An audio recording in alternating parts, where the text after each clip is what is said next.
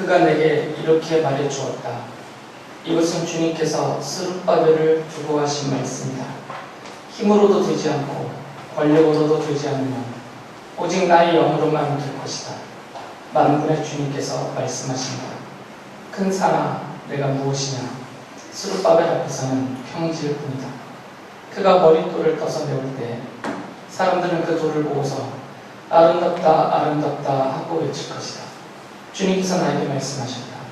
스룹바벨이 이 성전의 기초를 놓았으니 그가 이 일을 마칠 것이다. 그때 앞으로서 너희는 만군의 주님께서 나를 너희에게 보내셨다는 것을 알게 될 것이다. 시작이 미약하다고 비웃는 자가 누구냐? 스룹바벨이 돌로 된 측량줄을 손에 잡으면 사람들은 그것을 보고 기뻐할 것이다. 이 일곱 눈은 온 세상을 살피는 나 주의 눈이다.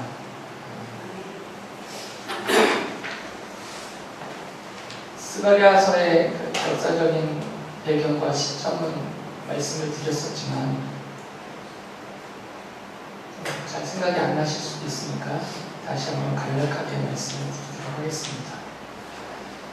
이미 아시는 것처럼 이 바빌로니아를 떠나서 포로 생활이 끝나고 예루살렘으로 돌아온 유다 사람들이 성전을 다시 짓기 시작했죠.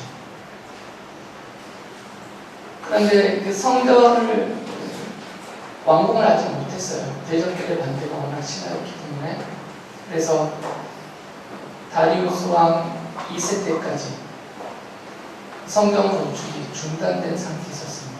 대략 한 16년간 정도 성전 짓기를 포기하고 멈추고 있었죠.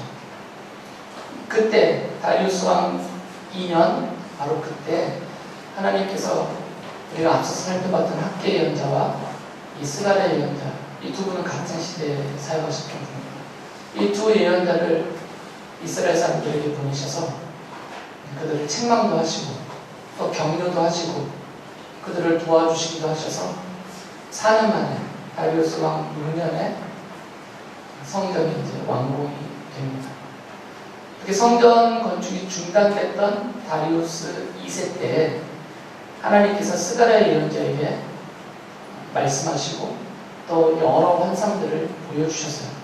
그 내용을 기록하여 있는 것이 이 스가랴서죠. 그래서 이 성전 건축이 완공이 되었기 때문에 그 편의상 구분하여 부르기 위해서 첫 번째 성전은 솔로몬이 지었다고 해서 솔로몬이 지은 성전 이렇게 부르고요. 두 번째 이들이 포로에서 돌아와서 지은 이 성전은 스룹바벨이 지도자가 돼서 이끌고 지었기 때문에 스룹바벨이 지은 성전 이렇게 부릅니다. 더 줄여서는 솔로몬 성전, 스룹바벨 성전 이렇게 부르는데 말을 너무 줄여버리면 오해가 될 수 있잖아요. 솔로몬이 지은 성전도 사실은 하나님께서 다 짓게 해주셔서 지어진 거고요. 좀 전에 말씀드렸던 것처럼 이 두 번째 지어진 성전도 하나님께서 스룹바벨을 통하고 또 여러 가지 방법들을 다 동원해 주시고 도와주셔서 지어주셨죠. 그러니까 솔로몬의 성전, 스룹바벨의 성전 이렇게 불러버리면 안 되죠. 성전이 그들 개인 것이 아니니까. 그래서 좀 길더라도 풀어서 첫 번째 지은 성전을 솔로몬이 지은 성전, 두 번째 거는 스룹바벨이 지은 성전 이렇게 부르는 것이 좋습니다. 바로 이때 성전 건축이 중단됐던 다리우스 2세 때 다리우스 2세 제2년에 하나님께서 스가랴에게 환상을 보여주셨는데 그 환상들의 내용은 크게 두 가지예요. 첫째는 지금 현재적인 시점에서 이 다리우스 2세 2년 성전 건축이 중단된 그 시점에서 성전을 빨리 완공하라라는 그런 격려와 또 지적과 하나님께서 그렇게 해주시겠다는 약속들, 현재적인 시점에서 성전 건축에 관한 환상과 말씀들을 주셨어요. 그리고 또 다른 측면에서 보면 그것들 이면에도 포함되어 있고 또 완전히 다른 형태로 주신 환상들을 보면 미래적인 시점에서 장차 오실 메시아가 어떤 분이시고 그분이 언제쯤 오실 것이고 그리고 그분이 와서 무엇을 하실 것인가 이런 것들을 미래적인 메시아와 그 때에 대해서 환상과 말씀으로 스가랴를 통해서 이스라엘 백성들에게 그리고 오늘 우리에게 보고 읽고 알도록 해주신 것이죠. 스가랴에서는 그런 의미와 그런 내용들이 있습니다. 그 여러 환상들 중에 지금 이 4장 1절부터 나오는 환상은 그 여러 환상들 중에 하나이죠. 줄여서 보면 스가랴 예언자가 환상으로 무엇인가 하나를 보았죠. 순금으로 만든 등잔대를 하나 보았고요. 그 순금으로 만든 등잔대 좌우에 올리브나무, 옛날 개혁성경에서는 감람나무라고 되어 있죠. 그 감람나무가 올리브나무예요. 그 올리브나무 두 그루가 그 곁에 서 있는 그 모습을 환상으로 보았습니다. 스가랴 예언자가 이 본 환상들의 내용을 기록해 놓았죠. 4장 2절부터 3절에 보면 이렇게 기록해 놨어요. 순금으로 만든 등잔대를 봅니다. 등잔대 꼭대기에는 기름을 담는 그릇이 있고 그 그릇 가장자리에는 7대롱에 연결된 등잔 7개가 놓여 있습니다. 등잔대 곁에는 올리브나무 두 그루가 서 있는데 하나는 등잔대 오른쪽에 있고 다른 하나는 등잔대 왼쪽에 있습니다. 이것이 스가랴 예언자가 본 환상의 모습이에요. 그럼 스가랴 예언자가 그것을 보고 이해를 못했어요. 도대체 이게 무슨 뜻인가? 하나님께서 무엇을 가리켜 하시는 말씀인가? 잘 이해가 안 됐어요. 그래서 스가랴에게 하나님의 말씀을 전해주고 있는 천사에게 스가랴가 물었습니다. 도대체 이 환상에 보이는 것들이 무슨 뜻입니까? 라고 물어봤을 때 천사가 이렇게 대답을 해줬죠. 이 환상의 뜻은 이것이다 하면서 6절부터 7절에 이렇게 대답해 주었습니다. 이것은 주님께서 스룹바벨을 두고 하신 말씀이다. 힘으로도 되지 않고 권력으로도 되지 않으며 오직 나의 영으로만 될 것이다. 만군의 주님께서 말씀하신다. 큰 사람 내가 무엇이냐? 스룹바벨 앞에서는 평지일 뿐이다. 그가 머릿돌을 떠서 메울 때 사람들은 그 돌을 보고서 아름답다 아름답다 하고 외칠 것이다 라고 이 환상의 뜻을 말씀해 주셨는데 과연 스가랴 예언자가 이것을 보고 충분히 이해가 됐을까요?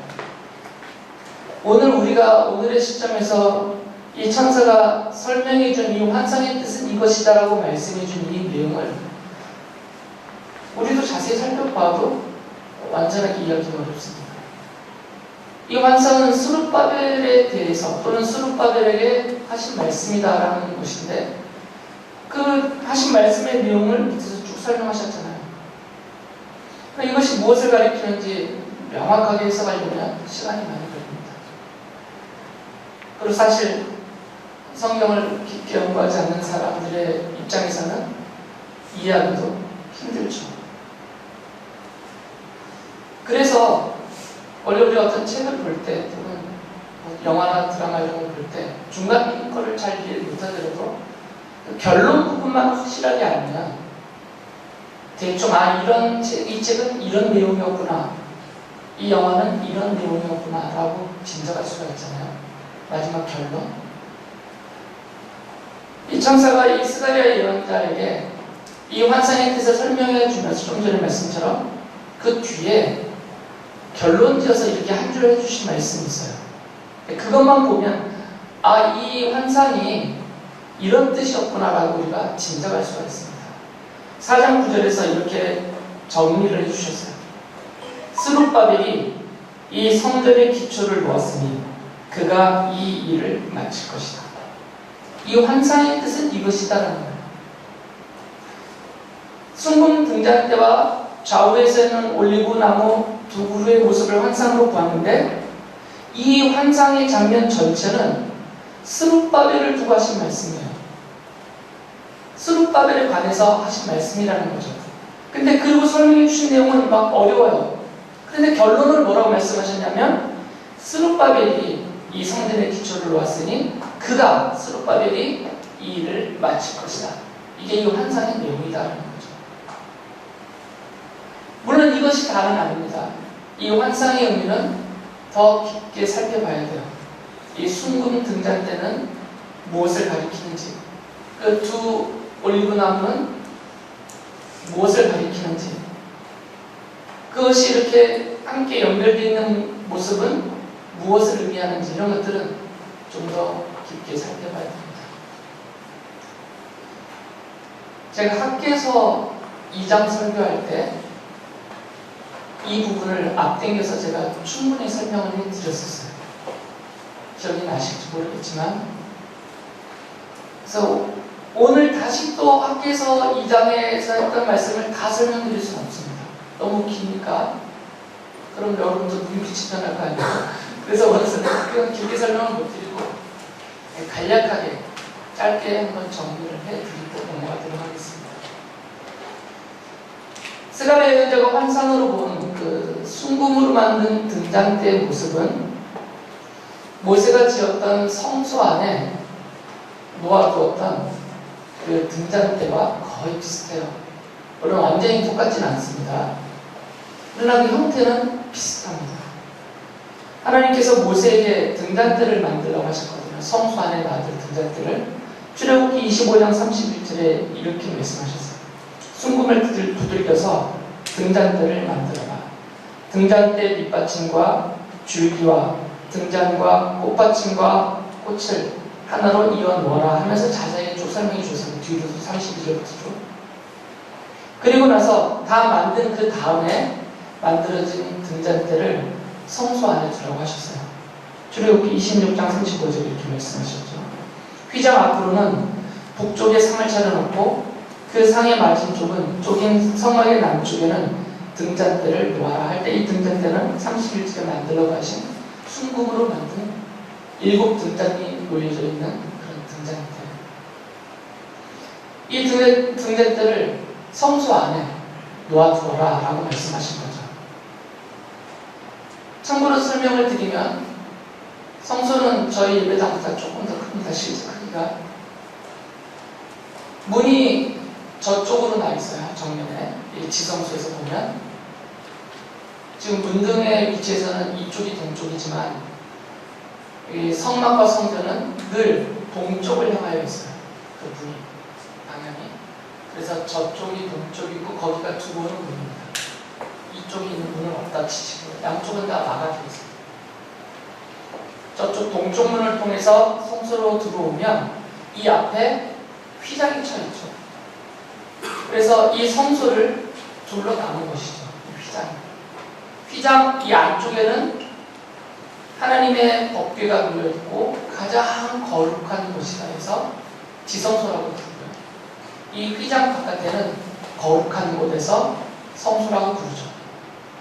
이 지성소도 원래 성소인데 바깥 성소보다 휘장 안쪽 성소가 더 거룩하기 때문에, 왜냐면 여기는 하나님이 그 법궤 위에 덮여있는 속죄판 그 두 그룹 사이에 임하셔서 모세에게 말씀하셨기 때문에 이곳을 가장 거룩한 지성소라고 부릅니다. 이 휘장에서 이 동쪽 문을 향해서 바라보면 어느 쪽이 북쪽이겠어요? 이쪽이 북쪽이죠. 문등은 잊으셔야 돼요. 문등은 이쪽이 동쪽이지만 성경 문을 놓고 본다면 저쪽이 동쪽이고 이쪽이 북쪽이죠. 맞나요? 그리고 이쪽이 남쪽이죠. 그래서 이 북쪽에는 상을 차려놨죠. 그 상 위에는 빵 12개가 놓여져 있습니다. 이스라엘 12지파를 상징하는 빵 12개를 모아놓은 거예요. 그 반대편에 휘장을 놓고 보면 남쪽에는 등잔대가 놓여 있습니다. 바로 하나님이 순금을 두들겨서 만들라고 하셨던 그 등잔대를 이쪽에 놓아놨죠. 그 말씀이 이 출애굽기 26장 35절의 말씀입니다. 스가랴가 환상으로 그 등잔대를 본 것이에요. 그 등잔대가 성소 안에 있는 모습을 봤는지는 알 수 없지만 분명하게 순금으로 만든 예전에 성소 안에 있었던 그 등잔대와 비슷하게 생긴 등잔대를 보았습니다. 여러분은 이제 이거는 성소에 있었던 것이다라고 금방 알겠지만 스가랴 예언자는 보고 몰랐어요.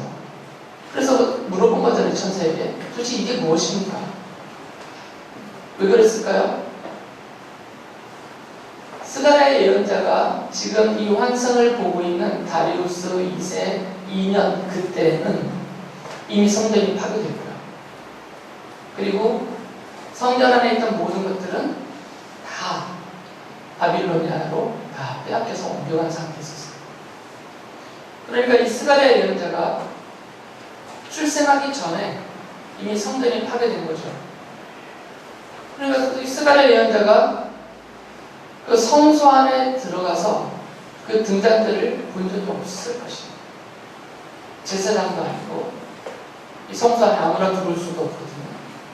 그래서 성소 안에 놓여져 있던 그 등잔대를 스가랴 예언자가 아마 본 적이 없었을 것입니다. 그래서 그 의미, 이것이 무엇을 가리키는지 의미를 다시 물었던 것이죠. 그런 것 같아요. 그냥 제 생각이에요. 성경에 그렇다라고 써있지 않기 때문에 왜 이것을 다시 물었나라고 생각해 보면 그래서 물었을 것 같다라고 생각이 든다는 겁니다.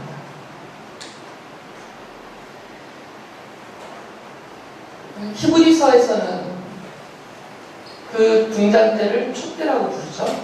이 촛대라고 해서 우리가 이제 촛불 집회할 때 이렇게 컵 안에다 놓고 들고 있는 불부처럼 그 초가 아닙니다.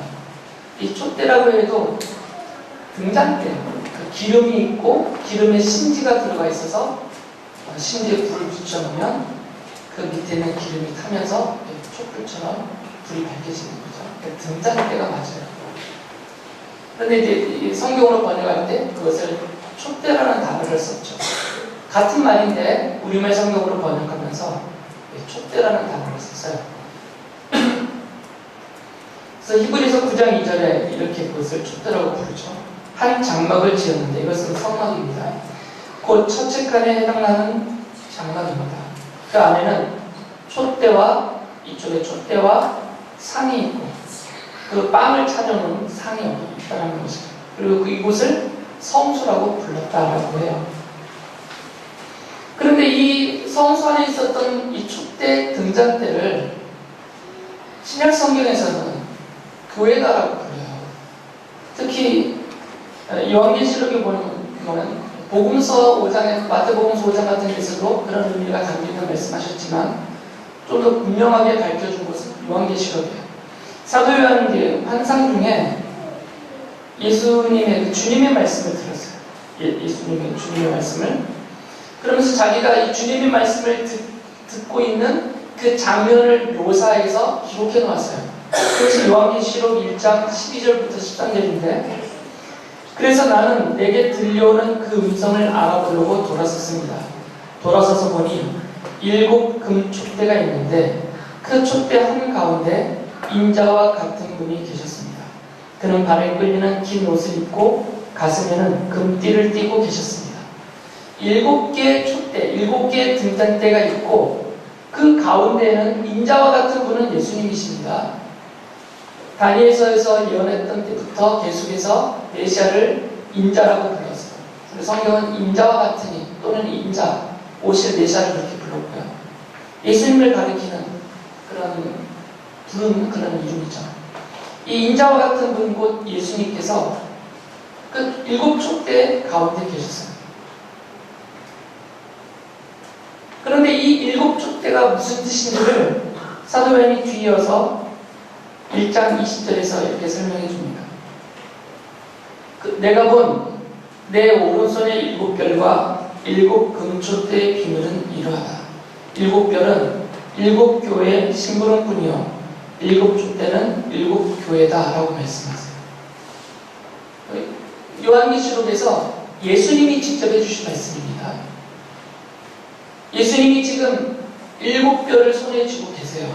이 7별은 이 7 촛대가 상징적으로 가리키고 있는 7 교회를 위해서 예수님이 부리시는 종이에요. 다른 번역서에서는 천사라고 번역되기도 했지만 하늘을 날아다니는 그런 천사라기보다는 실제로 교회의 일꾼을 말하죠. 사역자를 가리킵니다.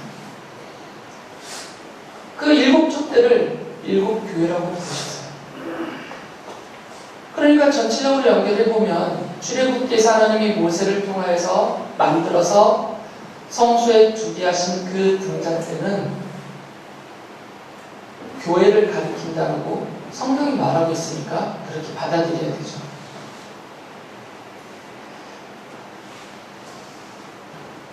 이게 스가랴 예언자가 환상으로 본 순금으로 만든 등잔대의 의미입니다.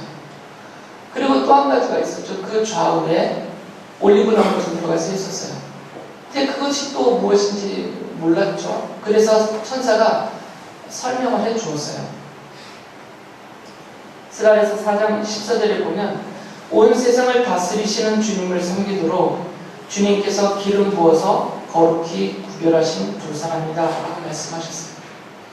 지금 주님이 왕으로서 다스리는데, 주님이 왕으로서 다스릴 때 그 왕권을 돕는, 함께 그 다스림에 동역하는 두 사람이다라고 했죠. 이 두 사람은 예언자와 제사장을 가리키죠. 성경 전체적인 의미가 그렇게 연결이 됩니다. 그걸 지금 다 풀어서 말씀을 드리려고 하고요. 그리고 이 환상이 스룹바벨을 두고 하신 말씀이죠. 이 10절까지가 다 스룹바벨에 관계된 거죠. 그런데 저번에 학교에서 말씀드렸듯이 이 스룹바벨은 왕족이에요. 바빌로니아로 끌려갔던 다윗의 후손, 왕족이죠. 그래서 예수님의 족보에 이 스룹바벨이 그 이름이 기록되어 있습니다.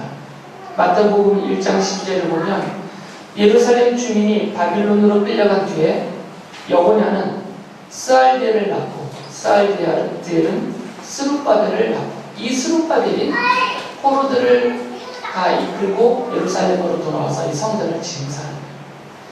그러니까 이 스룹바벨은 예수님의 왕으로 오신 예수님의 왕권에 대한 모형이고 예표적인 그런 계시적 인물이다라는 것을 알 수 있어요. 그러니까 이 세 가지가 합쳐져 있습니다. 왕으로 다스리시는 주님, 그리고 그 주님의 다스리심에 함께 동역하고 그 다스리심을 함께 완성해가는 예언자와 제사장의 직분, 왕의 직분, 예언자의 직분, 제사장의 직분, 이 세 가지의 직분이 지금 예수님 안에서 다 합쳐져 있는 모습을 계시하고 있다고 볼 수가 있어요. 이 환상의 내용과 의미는 이만큼만 말씀을 드리고요. 아까 말씀드렸던 결론, 하나님이 이 환상을 왜 보여주시고 말씀하셨는가? 지금 스룹바벨을 두고 하신 말씀이거든요. 그 얘기는 이 스룹바벨이 아까 결론적으로 말씀드렸던 것처럼 성전의 기초를 놓았으니까 그 스룹바벨이 이 일을 마치게 될 것이다. 다른 말로 하면 하나님께서 스룹바벨이 이 성전 재건을 완공할 수 있게 해주겠다라는 약속의 말씀입니다. 환상으로 본 이때로부터 4년 후에 성전이 완공이 됩니다. 스룹바벨의 지도하에서. 아직은 미래적이에요. 4년 후에 있을 일입니다. 그래서 하나님이 성전을 완공하게 해주시겠다는 약속의 말씀을 지금 해주시고 계시는 거예요. 이제 스룹바벨이 포기했던 유다 사람들을 다시 이끌고 격려하면서 성전 재건을 지금 막 시작할 때예요. 다시 약 16년 동안 포기했던 재건축을 이제 다시 막 시작하는 그 시점에 하나님께서 이 환상을 스가랴에게 보여주시면서 이 약속을 해주신 거죠. 그래서 스룹바벨과 그를 따르는 유다 사람들이 포기하지 말고 대적들을 두려워하지 말고 하나님이 분명히 이 건축을 완공시켜주겠다고 이렇게 약속해 주셨으니까 힘을 내서 성전 재건에 동참하도록 하는 그런 의미가 담겨져 있어요. 그래서 이것을 설명하기 위해서 4장 6절에 이런 말씀을 하셨죠. 이것은 힘으로도 되지 않고 권력으로도 되지 않는다. 힘으로 되지 않고 사람의 힘과 세상의 권력으로 되지 않아요. 뭐가 안 된다는 거죠? 성전 건축이 안 된다는 얘기예요. 포로로 끌려갔던 이스라엘 사람들을 페르시아의 초대왕인 고레스가 해방시켜줬어요. 그들에게 예루살렘으로 돌아가서 하나님을 섬길 성전을 지어라라고 아예 명령까지 해주고 여러 칙령을 반포하면서 적극적으로 도와줬어요. 그런데 짓지 못했어요. 그런데도 그 그 온 나라를 다스리고 있는 왕의 명령이었고, 왕이 각 지역의 총독들에게 적극적으로 협조하라고 공문까지 써서 보내주었는데도 왕복을 못했어요. 지금 16년 동안 중지되어 있는 상태예요. 왕이 도와줘도 못한다 그 말이죠. 스룹바벨을 비롯한 이 폴에서 돌아왔던 사람들이 정말 희생적으로, 헌신적으로 최선을 다하고 애를 썼지만 완공하지 못했어요. 대적들의 반대에 부딪혀가지고. 성경 건축은 사람의 힘으로 되지 않는다라는 말씀을 하시는 거죠. 이 세상의 왕의 권력으로도 되지 않는다라는 것이죠. 만약에 다시 스가랴 예언자가, 학개 예언자가 다시 하나님의 말씀을 전해서 하나님이 이 포기에 있던 성전 재건을 시작하라고 하셨다. 다시 힘내서 지어라. 이렇게만 말씀하셨다면, 그래서 그 말씀을 듣고 이 사람들이 다시 한번 용기를 내서 성전 재건을 시작했다더라도 아마 또 실패했을 것이다. 하나님의 말씀을 근거로 놓고 본다면 아무리 사람들이 힘을 합쳐도 안 된다는 거죠. 솔로몬이 성전을 지을 때도 마찬가지였어요. 다윗이 성전을 짓고 싶어서 모든 재료를 넘치도록 준비해놨어요. 기술자들도 잔뜩 준비해놨습니다. 그런데 다윗이 성전을 짓지 못했어요. 하나님이 허락하시지 않았기 때문이에요. 그리고 다윗의 아들 솔로몬에게 하나님이 성전을 건축할 수 있도록 허락을 해주셨고 그를 도와주셨어요. 그래서 모든 재료를 손쉽게, 모든 기술자들을 다 쉽게 제공받고 성전을 완공할 수가 있었던 거죠. 이번에 짓는 이 두 번째 성전도 마찬가지라는 겁니다. 이것은 사람의 힘으로도 되지 않고 세상의 권력으로도 되지 않는다라는 것입니다. 그래서 하나님이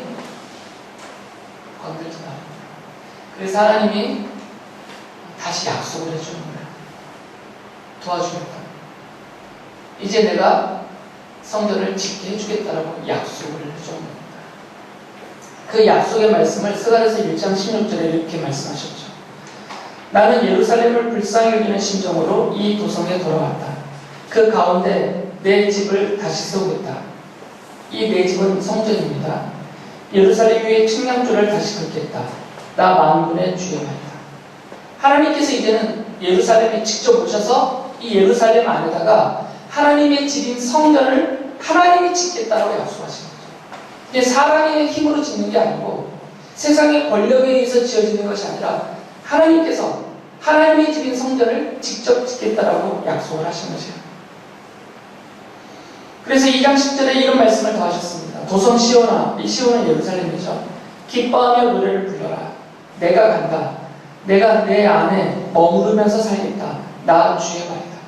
하나님이 완공된 하나님의 집인 성전에 임하셔서 그들 가운데서 함께 머물며 사시겠다라는 약속의 말씀을 해주세요.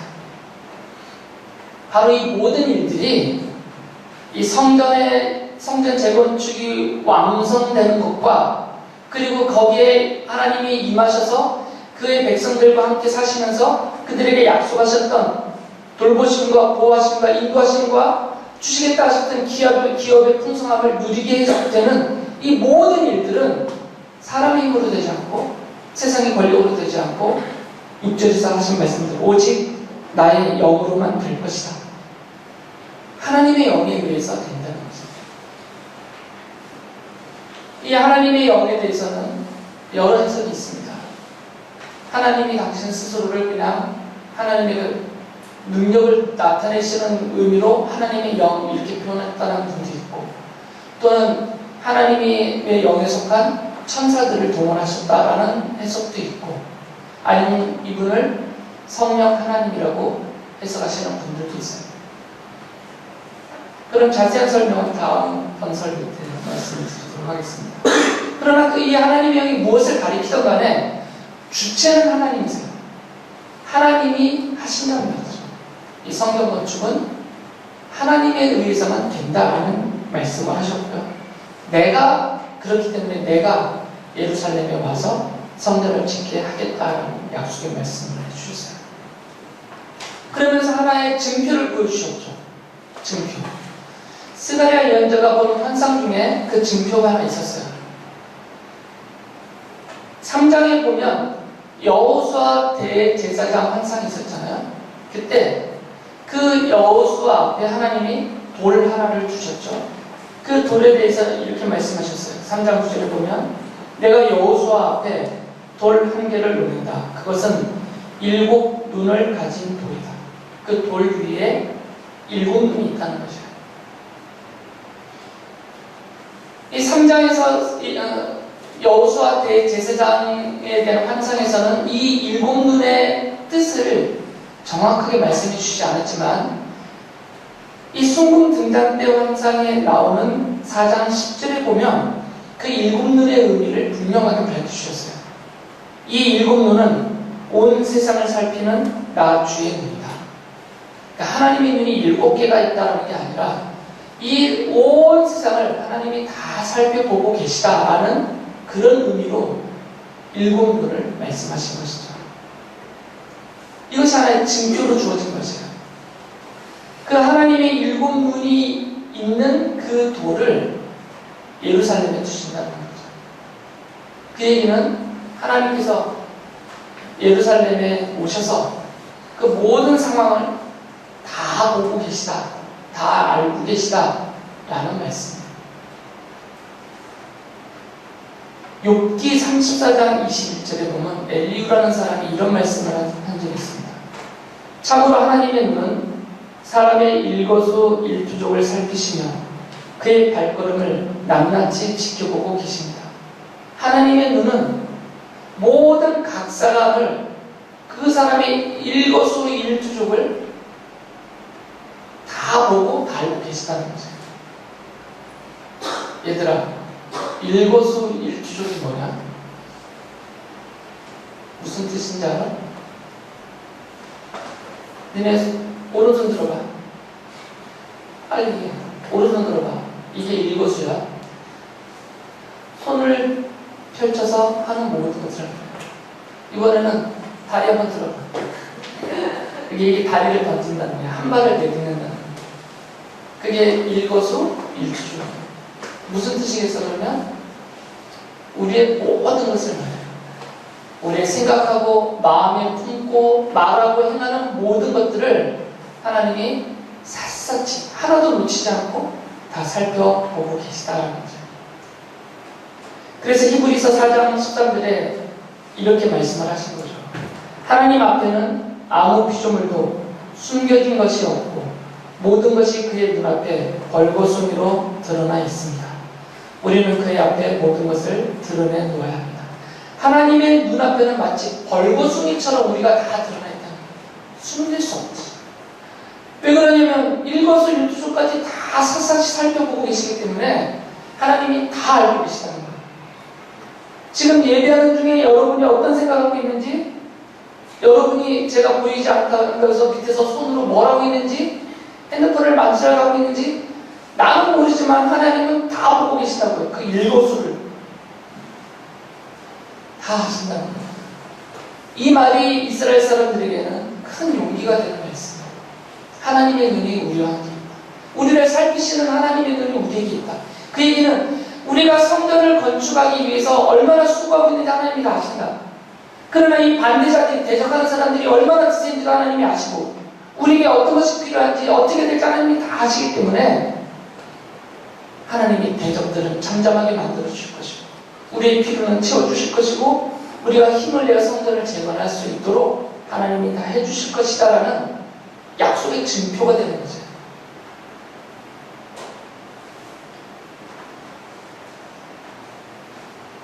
하나님의 눈이 늘 나의 일거수일투족을 살피고 계시다는 게 두려울 수도 있어요.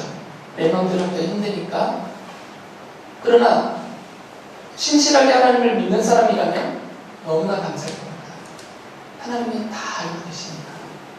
내가 지금 얼마나 힘들어하는지, 얼마나 아파하는지, 얼마나 고통 중에 눈물을 흘리고 있는지는 사람들은 몰라도 하나님은 다 알고 계시다. 내가 아이들 때문에 얼마나 밤새 눈물을 흘리며 가슴을 치고 있는지 그것들은 모르지만 하나님은 다 알고 계시다.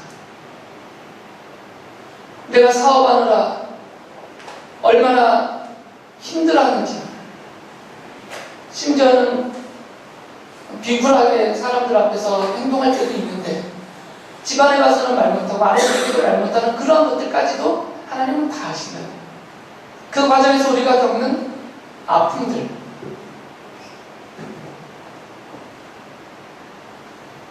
힘겨운 일들,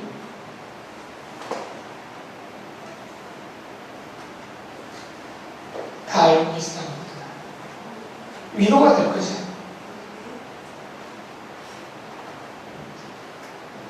요한계시록 5장 6절에 보면 사도 요한이 죽임 당한 것 같은 어린 양의 모습을 환상으로 봅니다.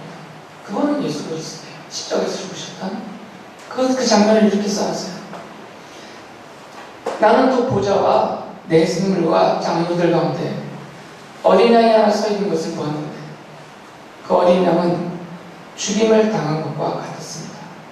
그에게는 뿔 7과 눈 7이 있었는데 그 눈들은 온 땅에 보내심을 받은 하나님의 7영입니다.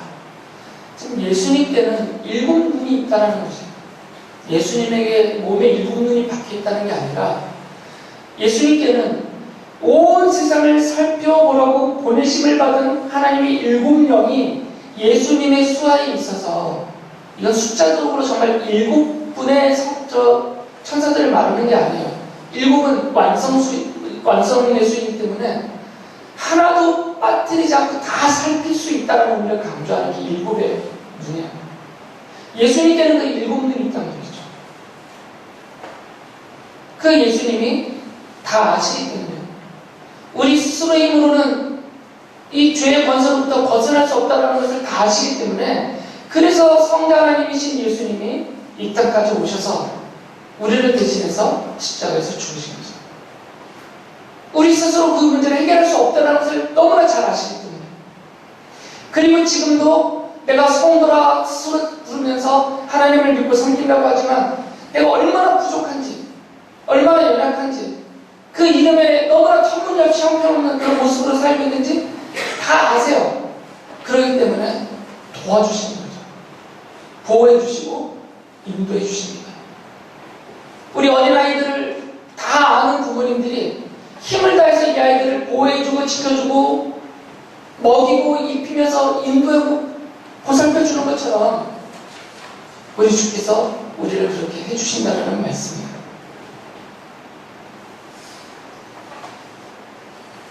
마태복음에 보면 예수님께서 어떤 부자와 대화하는 장면을, 대화 끝에 이런 말씀하셨잖아요. 부자가 하나님 나라에 들어가기가 참 어렵다. 비유적으로 말씀하시면서 낙타가 바늘길을 통과하는 것보다 더 어렵다. 이렇게 말씀을 하셨어요. 이게 부자는 절대 천국 못 간다는 뜻이 아니라고 말씀을 드렸죠. 그러니까 제자들이 예수님께 질문했어요. 그렇다면 이렇게 천국에 들어가는 것이 어렵다면 도대체 어떻게 해야 우리가 천국에 들어갈 수 있습니까? 제자들의 표현이 이거였죠. 그러면 누가 구원을 얻을 수 있습니까? 라고 물어봤어요. 그때 예수님이 이 스가랴서의 이 말씀, 4장 6절의 말씀, 힘으로도 되지 않고 권력으로도 되지 않고 오직 나의 영으로만 될 것이다. 이 말씀을, 이 구원에 대해서 적용하시면서 이렇게 말씀하셨죠. 마태복음 19장 26절에 사람은 이 일을 할 수 없으나 하나님은 무슨 일이나 다 하실 수 있다. 사람으로서는 그 부자가 천국에 들어가기 어렵지만, 또 누군가가 이 부자를 천국에 들어오려는 것은 어렵지만 하나님은 다 하실 수 있다는 거예요. 사람의 힘으로는 안 되고 세상 권력으로는 안 되지만 하나님의 힘으로는 다 된다는 겁니다. 그러니까 부자이든 가난한 사람이든 병든 사람이든 잘난 사람이든 공한 사람이든 이런 거 가질 것 없이 어느 누구든지 간에 그들 스스로의 힘으로는 안 되고, 그를 돕겠다고 나서는 사람의 힘과 세상의 권력으로도 안 되고, 오직 하나님으로서만 이 모든 일이 된다는 거예요. 성전 건축도 마찬가지고 우리의 구원도 마찬가지고 우리가 하나님의 자녀로 주님 나라에 이를 때까지 그 믿음을 지키며 살아가는 것, 그 믿음대로 주님을 섬기며 주님이 기쁘시도록 살아가는 이런 일들도 내 힘으로는 안 되고 우리 하나님의 영이신 성령님에 의해서 다 된다는 거죠. 이것은 약속의 말씀입니다. 스가랴가 대신하여 이 환상의 의미를 백성들에게 전했을 것인데 스룹바벨에게도 전했을 것인데 이것이 스룹바벨과 성령 건축에 나서 모든 유다 사람들에게는 큰 위로와 힘이 됐을 것이죠. 그래서 그들은 4년 후에 성전 건축을 완공했습니다. 또한 이 말씀은 우리에게도 큰 위로와 힘이 됩니다. 우리는 우리 힘으로는 안 되고요. 이 세상의 그 어떤 것으로는 안 되고 오직 하나님의 힘으로 성령 하나님의 능력으로 우리가 믿음도 갖고 죄 용서도 받고 하나님의 자녀라 그런 불리는 이름도 얻을 수 있고 그리고 내내 믿음의 삶을 죽을 때까지 이 땅에서 지키며 나갈 수가 있고 좀 더 힘을 낸다면 하나님을 기쁘시게 하면서 살 수도 있고 많은 사람들을 위해서 희생하며 헌신하며 이투적인 삶도 살 수 있고 다 된다는 거죠. 그러나 내 힘으로는 안 된다는 겁니다. 어렵고 힘든 그런 지경이 있을 때 이 약속의 말씀을 믿고 받아들이시고 확신하셔서 위로를 얻으시고 힘을 얻으시고 주신 힘으로 더욱 주님이 기뻐하시도록 믿음으로 섬기며 살면서 많은 이들을 이롭게 하며 행복하게 해주는 그런 하나님의 자녀의 삶을 사는 여러분들 되기 바랍니다.